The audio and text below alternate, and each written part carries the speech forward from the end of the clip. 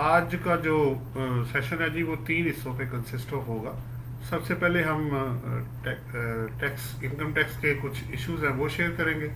उसके बाद दूसरे नंबर पे टैक्सेस की अपडेट्स आएंगे। और फिर मैं आपको बेनिफिट्स ऑफ टैक्स मैनेजर जो कोर्स है उसके बारे में कुछ शेयरिंग करूंगा जी। तो सबसे पहले मैं जो शेयरिंग कर रहा हूँ जी वो आज का जो टॉपिक है, जो फ्यू क्वेश्चंस हैं इनकम टैक्स लॉ के, उसके बारे में बात करते हैं। ये मैंने पेस्ट कर दिया जी इसमें। सबसे पहला जो क्वेश्चन है जी, what do you understand by the term tax depreciation. Actually जो इनकम टैक्स एक अकाउंटिंग डेप्रिसिएशन है, एक टैक्स डेप्रिसिएशन है। जो अकाउंटिंग प्रिंसिपल के मुताबिक डेप्रिसिएशन कैलकुलेट की जाती है उसको अकाउंटिंग डेप्रिसिएशन कहते हैं, और जो टैक्स लॉ के मुताबिक होती है वो टैक्स डेप्रिसिएशन होती है। अब चूंकि ऑब्वियसली इसमें फ़र्क है वो फिर बाद में देखते हैं। दूसरा क्वेश्चन इसमें यह है जी कि प्रिंसिपल्स क्या है टैक्स डेप्रिसिएशन को कैलकुलेट करने के। देखें, वो सेक्शन 22 से लेके 25 तक जो प्रिंसिपल्स हैं सारे उनके अंदर लेट डाउन है। पहले आप इनिशियल फर्स्ट ईयर या accelerated depreciation on alternate energy projects calculate करेंगे। उसके बाद फिर नॉर्मल डेप्रिसिएशन आएगी। फिर इसमें मोटाइजेशन है सेक्शन 24 की। और फिर प्री कमेंसमेंट एक्सपेंसेस हैं जो सेक्शन 25 के अंदर है, जो उसके प्रिंसिपल है। तीसरा क्वेश्चन है जी वो रिलेट करता है मोटाइजेशन कैसे कैलकुलेट होनी है जी। जैसे अभी बताया सेक्शन 24 में है, वो 25 ईयर से ऊपर आपको वो जाने नहीं देगा। मैक्सिमम जो लाइफ है कम से कम 2 साल और ज़्यादा से ज़्यादा 25 साल है जी। विद नंबर ऑफ डेज जितना आप यूज़ करेंगे उसके मुताबिक मोनेटाइजेशन आपको दी जाएगी। इनटेंजिबल एसेट्स की बात हो रही है। फिर लास्ट क्वेश्चन है कि आप प्री कमेंसमेंट एक्सपेंडिचर जो है वो सेक्शन 25 में है, जो कि आपको कहता है कि 20% स्ट्रेट लाइन बेसिस पे आपको मोनेटाइजेशन दी जाएगी। ये तो थे जी कुछ एरिया जो कंसर्न था इनकम टैक्स लॉ से। अब मैं टैक्सेस के 12 अपडेट्स हैं, क्योंकि कुछ दिनों से शेयरिंग नहीं हुई, तो आज 12 टैक्सेस की अपडेट्स हैं वो इन शॉर्ट मैं आपके साथ वन बाय वन करके शेयर कर लेता हूँ।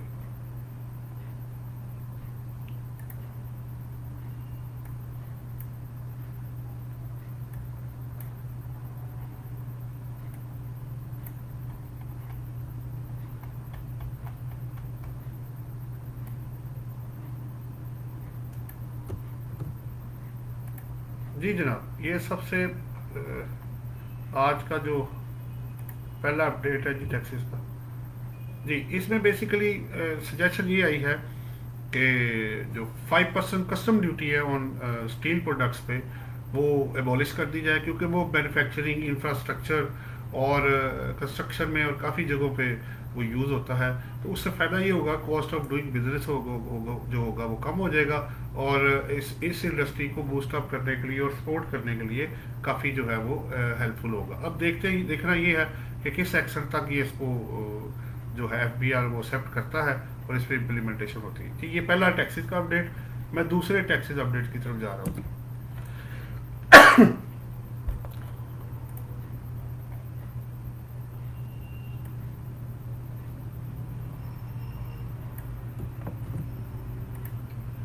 जी जनाब, ये दूसरा जी इसमें बेसिकली इन शॉर्ट बात ये है कि कोरोना वायरस की वजह से जी 4 जो टैक्स डिपार्टमेंट के ऑफिशियल्स हैं उनकी डेथ हो चुकी है। तो उसके लिए सब लोग दुआ गो भी है। और कुछ, लेकिन अब चूंकि उन्होंने टारगेट भी अचीव करने हैं, सैटरडे को ऑन कर दिया है, तो इम्पैक्ट इसका जो आ रहा है वो सारी सोसाइटी के ऊपर आ रहा है ये कोरोना वायरस की वजह से। बहरहाल ये सेकंड अपडेट है कि जो इसका इफेक्ट आ रहा है कोरोना वायरस का उससे को शेयर करना था। नंबर 3 की तरफ मैं चलता हूँ जी।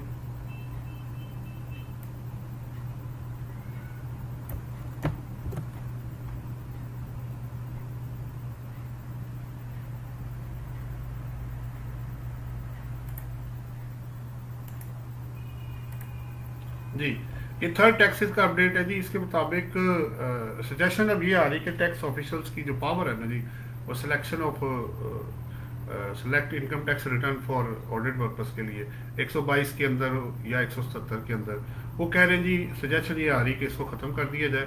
214C में चूंकि बोर्ड के पास ये पावर अवेलेबल है, तो डबल पावर और प्लस फिर अमेंडमेंट की पावर जो है वो नहीं होनी चाहिए। लेकिन ये एक चीज़ तय है, उन्होंने कहा कि अगर कोई डेफिनेट इन्फॉर्मेशन हो या ऐसी कोई स्पेशल केस हो तो उस सूरत में ज़रूर आप उसको चेक एंड बैलेंस पे ला सकते हैं। बेसिकली ये ऑडिट के सिलेक्शन से रिलेटेड पॉइंट था। इसके अलावा एज मेनी टाइम्स की जो पावर है कमिश्नर की कि वो अमेंडमेंट इन असेसमेंट कर सकते हैं, उस पर भी वो कह रहे हैं उसको ख़त्म किया जाए। प्लस इसके साथ ये है कि जो रिकॉर्ड की अवेलेबिलिटी है वो 6 साल की बजाय 2 साल कर दीजिए। अब देखें इस पर इम्प्लीमेंटेशन कितना होता है, वो तो बात की बात है। मैं नेक्स्ट टैक्सेस अपडेट की तरफ जा रहा हूँ।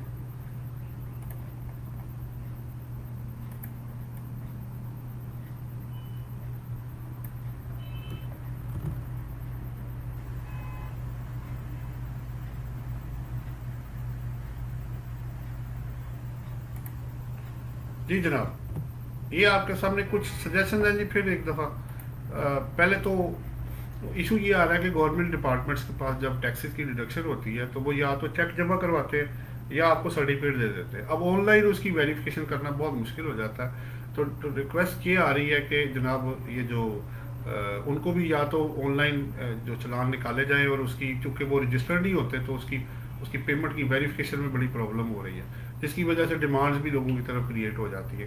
तो वो रिक्वेस्ट ये आ रही है कि ऑनलाइन की वेरिफिकेशन एक हो जाए। उसके अलावा और मजीद इसमें 2-3 चीज़ें और भी हैं कि चलान जनरेट हो और ऑनलाइन वो वहीं पे वेरीफाई भी हो जाए, ताकि जिनका कटा कटा है या जिन्होंने काटा है उनको प्रॉब्लम ना हो। प्लस जो है सजेशन ये भी आ रही है कि जो गवर्नमेंट डिपार्टमेंट्स हैं स्पेसिफिकली, उनका मैंने आपके साथ पहले शेयर कर दिया। फिर आ गया लास्ट के जी स्मॉल कंपनी को इक्वल टू दी वो एओपी या इंडिविजुअल जो 50 मिलियन से एक्सीड उनकी टर्नओवर होती है, उनके रेट्स आपस में जो है वो बराबर कर दिया जाए, उनका स्टेटस एक तरह का टैक्सेस का रख दिया जाए। अब ये कहाँ तक इम्प्लीमेंट होता है ये बाद में देखेंगे जी। नेक्स्ट मैं अपडेट की तरफ जा रहा हूँ जी।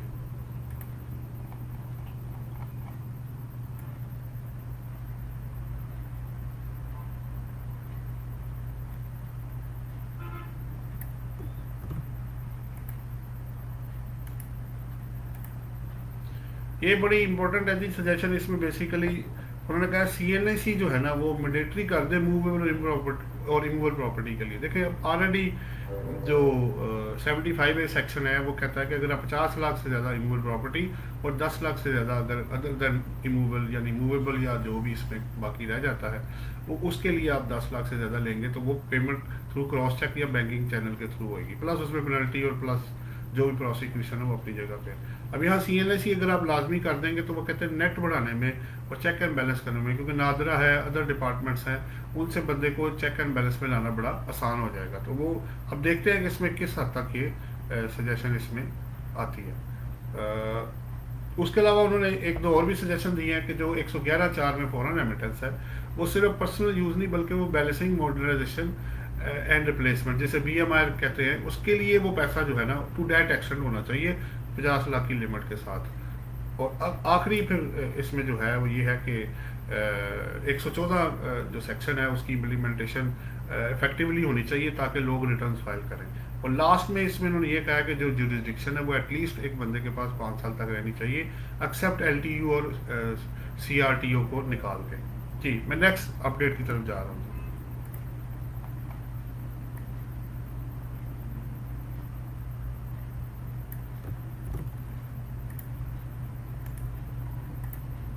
जी ये जी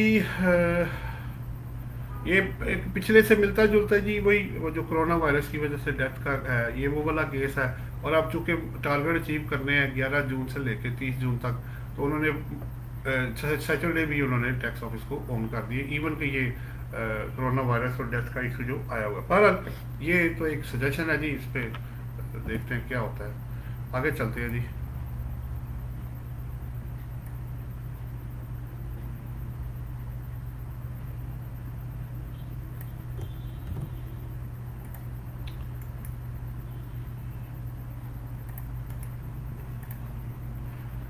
जी ये भी बेसिकली ये सजेशन रिलेट करती है कि बजट में प्रपोजल ये की दी जा रही है, वो पहले भी इस पर शेयरिंग होती रही है कि तमाम लोगों को रिलीफ मिलना चाहिए। अब वो 3% फर्दर सेल टैक्स की शक्ल में है, या NIC में जो 50,000 की लिमिट है वो लाजमी है जो अनरजिस्टर्ड पर्सन को है वो उसको बढ़ाया जाए या ख़त्म किया जाए, वो तो एक बात की बात है जो भी आता है। उसके अलावा फिर ओबियसली एजुकेशन का बड़ा नुकसान हो रहा है, कंस्ट्रक्शन इंडस्ट्री को बहाल किया लेकिन बाकी जो लोग हैं वो नहीं उस तरह एक्टिवली काम कर रहे हैं जिस तरह होना चाहिए। अब लोग जॉबलेस हो रहे हैं, उनको आधी तनख्वाहें मिल रही हैं और बड़ी मैन्युफैक्चरिंग नहीं हो रही, रेवेन्यू नहीं आ रहा, टैक्सेस की वो टारगेट नहीं अचीव हो रहे, तो इन सबको देखते हुए एक बड़ा ही बैलेंस्ड किस्म का जो favourable to the tax payer जो है विन विन सिचुएशन के साथ जो एफ बी आर और टैक्स पेयर्स के लिए हो, वो इसमें आने की तो की जा रही है। बहरहाल सजेशन तो काफ़ी ज़्यादा हैं इसके अंदर, और बाकी देखते हैं फिर क्या होता है जी। आगे चलता हूँ जी मैं।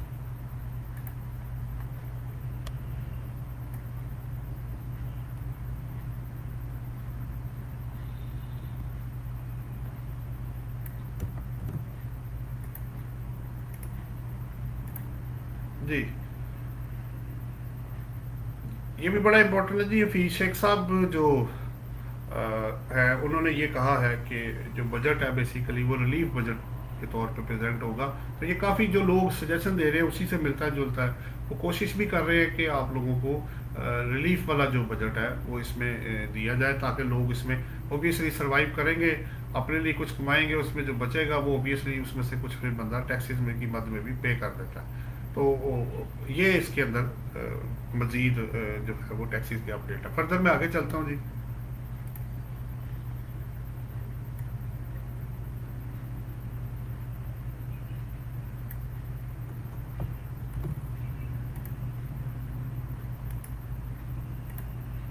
ये सजेशन जी बेसिकली पाकिस्तान टैक्स बार की तरफ से है कि जो सैलरीड पर्सन को 2019 में 12 लाख रुपए पे 0% टैक्स था, उसको इंटैक्ट किया जाए, प्लस उसके अंदर जो बेनिफिट्स जो मिलने चाहिए हाउस रेंट और अदरवाइज उसको भी इंटैक्ट किया जाए।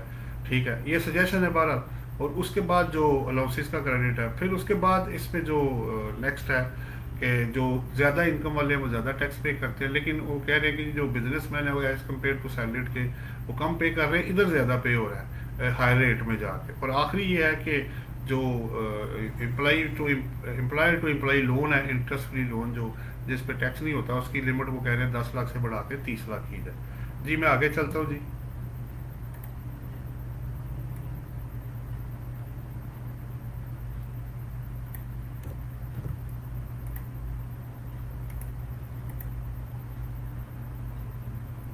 जी जी, ये एग्जैक्टली वो जी इनकम सपोर्ट लेवी 2013 में आया था, उससे मिलता जुलता वो कोविड लेवी जो है वो जो कोरोना वायरस है वो लगाना चाह रहे हैं वेल्थ ऑफ द इंडिविजुअल और ईओपीज और कंपनीज को निकाल के। ठीक है, वो कह रहे हैं 100 मिलियन तक जो जिसकी होगी वेल्थ, उसको 1%, और अदरवाइज अगर आपका इनकम टैक्स ज़्यादा है एज कम्पेयर टू दी क्या कहते हैं कोविड लेवी से, तो आप इनकम टैक्स जो है नॉर्मल एनटीआर में वो पे कर दें। तो पर्पज़ ये है कि लोगों को फैसिलिटेट करना है, इससे पैसा जो कलेक्ट होगा जो इफेक्टिव है उनको दिया जाए। अब ये इस बजट में एक्सपेक्टेड है कि ये इसकी कोई प्रपोजल जो है या इसमें जो जो इसको फोर्सफुली जो है इन्फोर्स किया जाए, और देखना ये है कि अब किस सेक्शन तक ये इस बजट में इनकॉर्पोरेट किया जाए। नेक्स्ट चलता हूँ जी मैं आगे।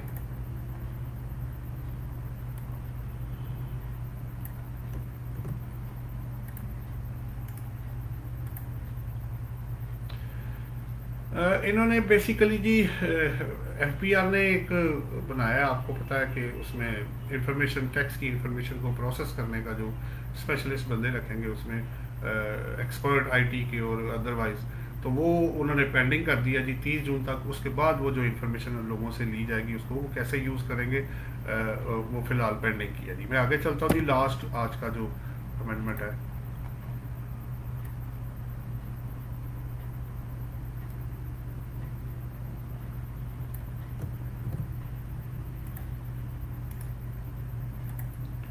जी, ये भी कनेक्टेड है जी उसी से ही।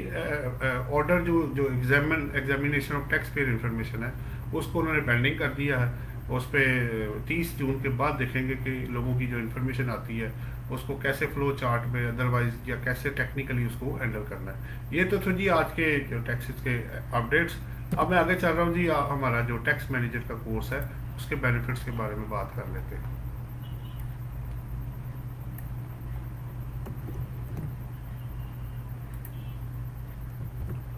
जी। ये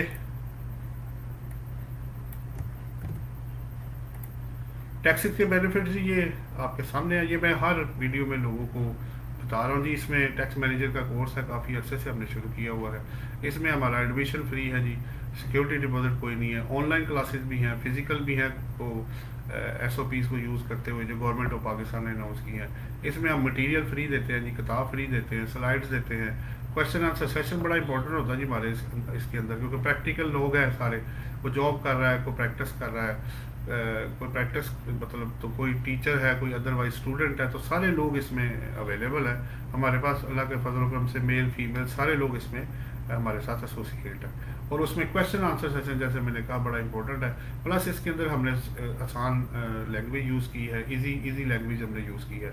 उसमें एग्जांपल्स हैं, MCQs विद सॉल्यूशंस हैं, प्रैक्टिकल क्वेश्चन विद सॉल्यूशन है, पास्ट पेपर्स जो AC और ICMAP के लास्ट 15 साल के हैं उनके थ्योरेटिकल क्वेश्चन को रेंज किया गया है और न्यूमेरिकल्स को लेटेस्ट लॉ के मुताबिक सॉल्व किया गया है। प्लस हमारे कॉन्टैक्ट नंबर है वो इसमें गिवन है जी, कोई भी बंदा हमसे रब्ता कर सकता है। और लास्ट में जी, last but not the least, हमने YouTube चैनल बनाया हुआ है, इसके अंदर 140 प्लस हमारी वीडियोस अपलोड है। अगर आप हमें उसको टेस्ट करना चाहें, हमें चेक करना चाहें, वेट करना चाहें, तो आप वहाँ से कर सकते हैं। आज के लिए इतने जी, अब इजाज़त दें। अल्लाह हाफिज़, थैंक यू वेरी मच।